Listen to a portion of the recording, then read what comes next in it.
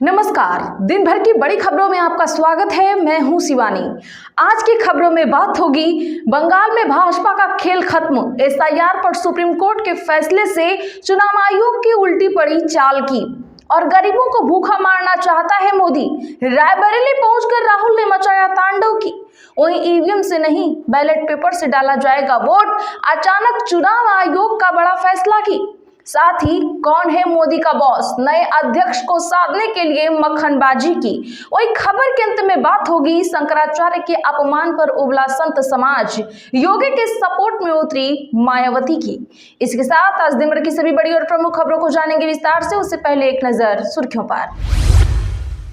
Tamil Nadu governor का बिना speech दिए विधानसभा से वॉकआउट, कहा राष्ट्रगान का फिर अपमान हुआ। सीएम स्टालिन बोले ये असेंबली की बेइज्जती है।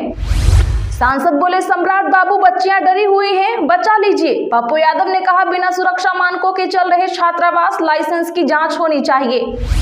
नगर निगम चुनाव के नतीजों ने फंसा दिया, भाजपा और शिवसेना में खींचतान, कैसे निकलेगा हल।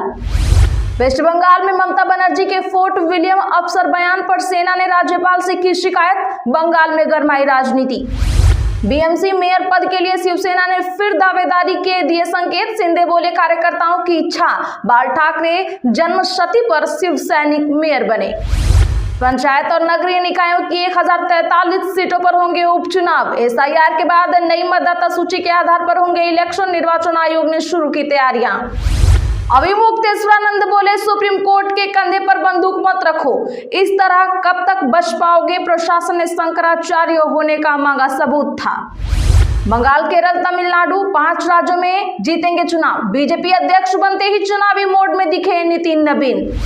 कर्नाटक के डीजीपी लेवल के अधिकारी रामचंद्र राव सस्पेंड, अश्लील वीडियो वायरल होने के बाद एक्शन, अधिकारी बोले सभी फुटेज फेक हैं। तमिलनाडु में 30 जनवरी तक होगा एसआईआर, इलेक्टोरल डिटेल्स वेरीफाई कराने के लिए चुनाव आयोग ने दिया अतिरिक्त समय। कांग्रेस के सवर्ण नेताओं पर ये क्या कह गए पूर्व सीएम चरणजीत सिंह चन्नी, पंजाब में नई कलह तेज। क्या बीजेपी से जा मिले एआईएमआईएम पार्षद, ओवैसी बोले कभी नहीं मिल सकते समंदर के दो किनारे। आवारा कुत्तों के काटने से अगर कोई मरे तो उसे खिलाने वाला जिम्मेदार, सुप्रीम कोर्ट ने कहा हमारी टिप्पणियों को मजाक नहीं समझें, हम गंभीर हैं। हरियाणा में कश्मीरियों को जय श्री राम बोलने के लिए धमकाया, यमुनानगर में लोकल युवकों ने घेरा, विरोध करते हुए कश्मीरी बोले क्या मेरे कहने पर कलमा पढ़ोगे। नितिन नवीन से बदलेगी यूपी की राजनीति, 2027 चुनाव से पहले अग्नि परीक्षा, बीजेपी नेताओं के सामने खुद को साबित करने का चैलेंज।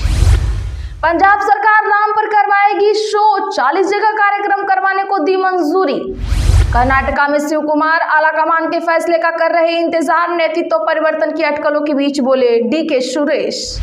ट्रंप की फ्रांसीसी शराब पर 200% टैरिफ लगाने की धमकी, मैक्रो का प्राइवेट मैसेज लीक किया, उन्होंने गाजा पर साथ देने से किया था इनकार। चलिए जानते हैं बड़ी और प्रमुख खबरों को विस्तार से। उससे पहले वीडियो को लाइक करें, साथ ही आपसे रिक्वेस्ट खबरों को आखिर तक जरूर देखें। राहुल गांधी बोले मोदी गरीबों को भूखा मारना चाहता है, रायबरेली में कहा देश का धन अंबानी और अडानी को देना चाह रहे। बता दें कि कांग्रेस नेता राहुल गांधी इस समय अपने रायबरेली दौरे पर हैं। उन्होंने कहा नरेंद्र मोदी सारा पावर अपने हाथों में लेकर गरीबों को भूखा मारना चाहते हैं। मनरेगा से गांधी जी का नाम हटाकर उनका अपमान किया है, मगर मुख्य बात नाम बदलने की नहीं है। हमारी गरीब जनता को जो सुरक्षा दी गई थी उसे मोदी सरकार ने खत्म कर दिया है। एक तरफ हम जनता की रक्षा कर रहे हैं, दूसरी तरफ नरेंद्र मोदी देश का पूरा धन खींचकर अंबानी और अडानी के हाथों में दे रहे हैं। कांग्रेस पार्टी पूरे देश में मनरेगा को बचाने का आंदोलन कर रही है। हम मजदूरों की रक्षा के लिए मजबूती से उनके साथ खड़े हैं। आपको बता दें कि राहुल गांधी आज कांग्रेस और सपा कार्यकर्ताओं से मुलाकात की, फिर Raebareli premier league T20 cricket tournament का उद्घाटन किया। इस दौरान उन्होंने टीमों के खिलाड़ियों से मुलाकात की, टॉस के लिए सिक्का भी उछाला। इसके बाद राहुल ने चौपाल लगाई और मनरेगा मजदूरों से बातचीत की। ईवीएम से नहीं बैलेट पेपर से डाला जाएगा वोट, 25 साल बाद इस नगर निगम के लिए आयोग का फैसला। जी हां, बता दें कि बेंगलुरु में 25 वर्षों के बाद नगर निकाय चुनावों में मतदान बैलेट पेपर से होगा। कर्नाटक राज्य चुनाव आयोग ने घोषणा की है कि ग्रेटर बेंगलुरु अथॉरिटी के अंतर्गत आने वाले 5 नई नगर निगमों के चुनाव ईवीएम के बजाय बैलेट पेपर से कराए जाएंगे। मुख्य निर्वाचन अधिकारी GS संग्रेसी ने स्पष्ट किया कि यह फैसला कानूनी रूप से वैध है और सुप्रीम कोर्ट के किसी भी फैसले का उल्लंघन नहीं किया जा सकता। मुख्य निर्वाचन अधिकारी GS संग्रेसी ने स्पष्ट किया कि यह फैसला कानूनी रूप से वैध है और सुप्रीम कोर्ट के किसी भी फैसले का उल्लंघन नहीं करता।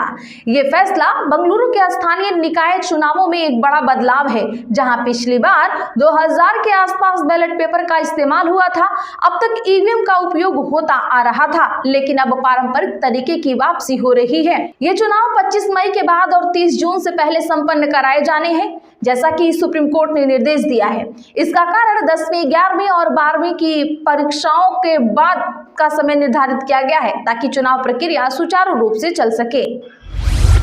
शंकराचार्य के अपमान पर भड़का उत्तराखंड का संत समाज, तीर्थ पुरोहित बोले माफी मांगे योगी सरकार। दरअसल प्रयागराज में शंकराचार्य स्वामी अभिमुक्तेश्वरानंद सरस्वती के साथ हुई घटना से उत्तराखंड का संत समाज नाराज है। चारधाम तीर्थ पुरोहित महापंचायत अध्यक्ष सुरेश सेमवाल ने कहा कि माघ मेले के दौरान ज्योतिष पीठ के शंकराचार्य एवं अन्य साधु संतों के साथ पुलिस प्रशासन का व्यवहार अशोभनीय रहा और सनातन धर्म के उच्च पदस्थ धर्माचार्य के साथ ऐसा करना स्वीकार नहीं किया जा सकता। दरअसल मौनी अमावस्या पर स्नान करने जा रहे शंकराचार्य की पालकी को रोके जाने के बाद समर्थकों और पुलिस के बीच धक्का मुक्की की स्थिति बनी थी, जिसके चलते स्वामी अभिमुक्तेश्वरा बिना संगम स्नान के वापस लौट गए। इसी विवाद के बीच माघ मेला प्राधिकरण ने स्वामी अभिमुक्तेश्वरानंद को नोटिस भेजकर पूछा है कि सुप्रीम कोर्ट की रोक के बावजूद वे अपने नाम के आगे शंकराचार्य क्यों लिखते रहे हैं। अधिक प्राधिकरण ने 24 घंटे के भीतर बोर्ड नाम पट्ट में सुधार करने और कारण स्पष्ट करने को कहा है। अब शंकराचार्य अभिमुक्तेश्वरानंद ने माघ मेला प्रशासन पर पलटवार किया है। उन्होंने कहा कि सुप्रीम कोर्ट के कंधे पर बंदूक रखकर जो गलती प्रशासन से हुई है उसको ये लोग पीछे करना चाह रहे हैं। सुप्रीम कोर्ट का गलत हवाला देकर ये लोग कब तक बच पाएंगे। खुद सरकार ने महाकुंभ में एक पत्रिका छापी थी, उसमें मुझे शंकराचार्य के रूप में छापा गया था। बीएमसी मेयर पद, शिवसेना ने फिर दावेदारी के दिए संकेत, शिंदे बोले कार्यकर्ताओं की इच्छा। बता दें कि महाराष्ट्र के डिप्टी सीएम एकनाथ शिंदे ने आज बृहन मुंबई महानगरपालिका मेयर पद पर शिवसेना की दावेदारी के संकेत दिए हैं। उन्होंने कहा कि 23 जनवरी से शिवसेना संस्थापक बाल ठाकरे की जन्मशती वर्ष की शुरुआत हो रही है। शिव सैनिकों की इच्छा है कि इस मौके पर बीएमसी में शिवसेना का मेयर होना चाहिए। हालांकि शिंदे ने यह भी स्पष्ट किया कि शिवसेना कोई ऐसा फैसला नहीं करेगी जो जनादेश के खिलाफ हो। उन्होंने याद दिलाया कि बीएमसी चुनाव शिवसेना और बीजेपी ने एक गठबंधन में लड़ा था। जिस नगर निगमों में शिवसेना और बीजेपी ने साथ मिलकर चुनाव लड़ा है वहां महायुति का ही मेयर बनेगा। बता दें कि महाराष्ट्र में बीएमसी समेत 29 नगर निगमों में 15 जनवरी को चुनाव हुए थे और 16 जनवरी को रिजल्ट जारी हुआ था। नतीजों के बाद शिवसेना ने अपने 29 पार्षदों को बांद्रा के होटल ताज लैंड्स एंड में ठहराया है। बंगाल में भाजपा का खेल खत्म, एसआईआर पर सुप्रीम कोर्ट के निर्देशों के बाद अभिषेक बनर्जी का दावा। बंगाल में जारी मतदाता सूची के विशेष गहन पुनरीक्षण प्रक्रिया को लेकर सुप्रीम कोर्ट द्वारा निर्वाचन आयोग को दिए गए निर्देशों पर तृणमूल कांग्रेस के राष्ट्रीय महासचिव व सांसद अभिषेक बनर्जी ने आज कहा कि राज्य में भाजपा का एसआईआर खेल अब खत्म हो चुका है। उत्तर 24 परगना जिले के बारासात में एक जनसभा को संबोधित करते हुए बनर्जी ने कहा कि भाजपा को अदालत में हार का सामना करना पड़ा है और आने वाले दिनों में वह चुनावों में भी पराजित ही होगी। उन्होंने कहा कि मैंने सुना कि सुप्रीम कोर्ट ने तृणमूल कांग्रेस की मांग स्वीकार कर ली है और तार्किक विसंगतियों की सूची प्रकाशित करने का आदेश दिया है। मेरी जानकारी के अनुसार BLA 2 को भी सुनवाई केंद्र में अनुमति दी जाएगी। उन्होंने सुप्रीम कोर्ट के इस निर्देश का स्वागत करते हुए कहा कि बंगाल में भाजपा का एसआईआर खेल खत्म हो गया है। जिन 1 करोड़ नामों को हटाने का लक्ष्य रखा गया था वे बचा लिए गए हैं। यह जीत बंगाल के लोगों की है। उन्होंने कहा कि लोगों के मतदान अधिकारों को खतरे में डाला जा रहा था, लेकिन सुप्रीम कोर्ट ने इस पर सख्त फटकार लगाई है। तमिलनाडु गवर्नर का बिना स्पीच दिए विधानसभा से वॉकआउट, सीएम स्टालिन बोले ये असेंबली की बेइज्जती। जी हां, बता दें कि आज तमिलनाडु विधानसभा सत्र के दौरान सदन में फिर हाई लेवल ड्रामा हुआ। राज्यपाल आर.एन. रवि एक बार फिर राष्ट्रगान के अपमान का आरोप लगाते हुए स्पीच दिए बिना ही असेंबली से बाहर चले गए। पिछले सालों की तरह गवर्नर ने कहा कि तमिल गान के बाद राष्ट्रगान बजाया जाए, लेकिन स्पीकर अप्पावू ने इसके लिए मना कर दिया। इसके बाद गवर्नर रवि शुरुआती भाषण पढ़े बिना ही विधानसभा से बाहर चले गए। इससे पहले 2024-25 में भी ऐसा एक बार हो चुका है।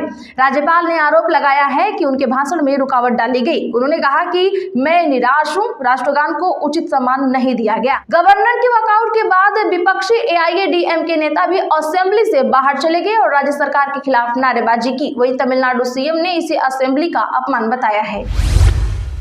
45 साल के नितिन नवीन भाजपा अध्यक्ष फोकस बंगाल तमिलनाडु पर। मोदी ने लगाया मक्खन, कहा अब वे मेरे बॉस। दरअसल नितिन नवीन आज भाजपा के 12वें राष्ट्रीय अध्यक्ष बन चुके हैं। नई दिल्ली में भाजपा मुख्यालय में उनके नाम का ऐलान कर दिया गया। वे 14 दिसंबर 2025 को कार्यकारी अध्यक्ष बने थे। कार्यक्रम में पीएम मोदी ने उन्हें माला पहनाई, फिर 55 मिनट के भाषण में कहा, मैं बीजेपी का कार्यकर्ता हूं, मैं मानता हूं कि नितिन जी मेरे बॉस हैं, अब वे मेरे काम का आकलन करेंगे। बतौर अध्यक्ष नितिन नवीन ने पहले भाषण में कहा, राष्ट्रीय अध्यक्ष के रूप में मेरा निर्वाचन एक साधारण कार्यकर्ता की असाधारण यात्रा को मिला सम्मान है। आज के लिए बस इतना ही। चैनल को सब्सक्राइब करें, बगल में घंटे के निशान को दबाना ना भूलें, वीडियो को लाइक और शेयर जरूर करें।